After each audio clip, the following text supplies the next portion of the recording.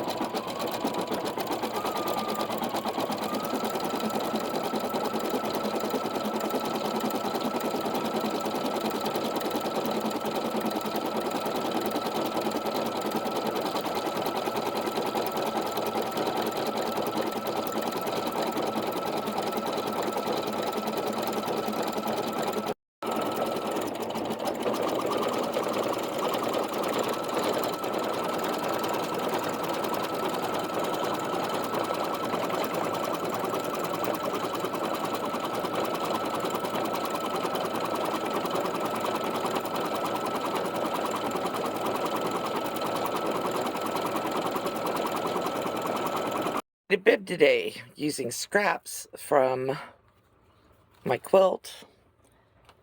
I think they've earned their rest. I made this bib using some of those little blocks that I had made, which is why there's a gap right there. I'll fix that with my sewing machine. Not a big deal. On top of this, water-soluble stabilizer.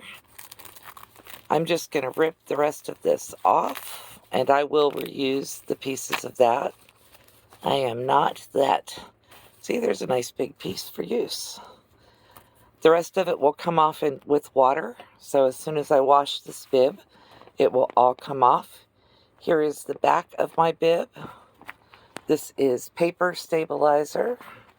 Hard to rip it off of here with just one hand. Hold on. Okay, now I've got two hands to do this. So I'm going to take the paper stabilizer off the back.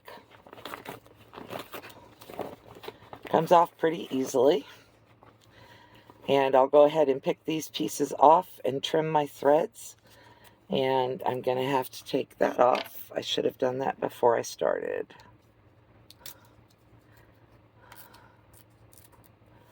The reason I didn't is I didn't want to take the risk of anything fraying.